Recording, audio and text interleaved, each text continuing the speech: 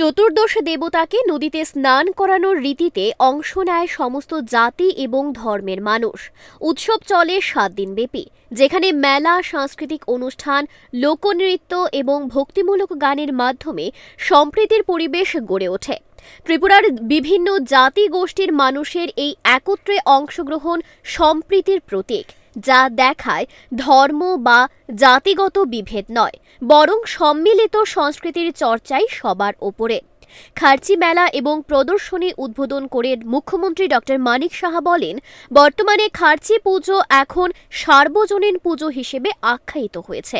1780 খ্রিস্টাব্দে মহারাজ কৃষ্ণ মানিক্যের শাসনকালে চতুর্দশ দেবতার মন্দির উদয়পুর থেকে পুরাতন আগরতলায় স্থানান্তরিত করা হয়। পরবর্তী সময়ে রাজবাড়ি আগরতলা স্থানান্তরিত হলেও চতুর্দশ দেবতা মন্দির সেখানেই রয়ে যায়। চতুর্দশ দেবতা ত্রিপুরা রাজাদের কুল দেবতা হলেও 1949 সালের 15ই অক্টোবর ভারত অন্তর্ভুক্তির পর খার্চি পুজোর সমস্ত দায়িত্ব বর্তায় রাজ্য সরকারের ওপর।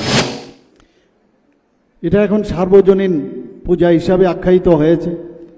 এটা কোনো একদম পার্টিকুলার কোনো জাতির বা ধর্মের এরকম না, সব ধর্মের, সব জাতির, সব সম্প্রদায়ের ব্যক্তিরা এখন এই খার্চি পূজাতে আসে।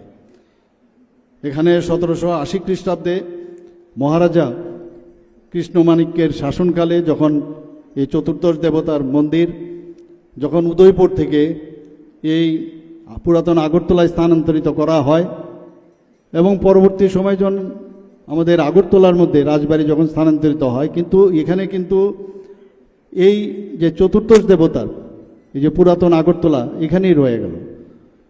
আমরা জানি 1949 সালের 15ই অক্টোবর ত্রিপুরা ভারতের অন্তর্ভুক্ত হয় এবং একটা চুক্তি সম্পাদিত হয় এবং সেই চুক্তি অনুসারে এই ধরনের যে পূজা যারা রাজা মহারাজারা করেছেন, ত্রিপুরার বিভিন্ন জায়গায় মন্দির প্রতিষ্ঠিত করেছেন, তার পৃষ্ঠপোষকতা কিন্তু ত্রিপুরা সরকারকে করতে হয়। তো সেই অনুযায়ী আমাদের এই যে এখানে পুজোগুলো হয়, আমাদের ত্রিপুরা সরকার সেগুলো চালিয়ে যাচ্ছে। খার্চি উৎসব কেবলমাত্র একটি ধর্মীয় আচার নয়, এটি ত্রিপুরার বহু প্রাচীন ইতিহাস, ঐতিহ্য এবং সংস্কৃতি ঐক্যের এক অনন্য দৃষ্টান্ত, যা বহু বছর ধরে মানুষের হৃদয়ে এক অভিন্ন বন্ধনের সুরে বেঁধে রেখেছে।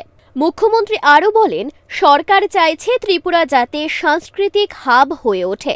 প্রাচীন এই সংস্কৃতিকে ধরে রাখার জন্য বলছেন প্রধানমন্ত্রী নরেন্দ্র মোদীও, কারণ এই সংস্কৃতির মধ্য দিয়েই রাজ্যবাসীর মধ্যে মেলবন্ধন এবং ভ্রাতৃত্ববোধ ফুটে ওঠে।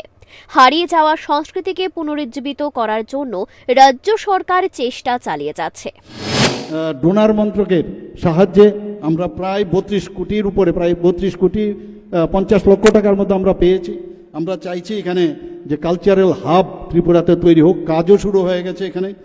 তাছাড়া এখানে আপনারা সবাই জানেন যে national school of drama, Lalit কলা একাডেমি, সঙ্গীত নাটক একাডেমি, সাহিত্য একাডেমি এবং সেগুলো কিন্তু ত্রিপুরাতে আছে। অর্থাৎ সংস্কৃতিকে কিভাবে ধরে রাখতে হবে এগুলো ভারতবর্ষের মাননীয় প্রধানমন্ত্রীজি উনি বারবার বলছেন যে সংস্কৃতির মাধ্যমে কিন্তু আমাদের মেলবন্ধন এবং আমাদের মধ্যে যে ডিফারেন্স মাঝে মাঝে হয়, সেই ডিফারেন্স থেকে আমরা বাঁচতে পারবো।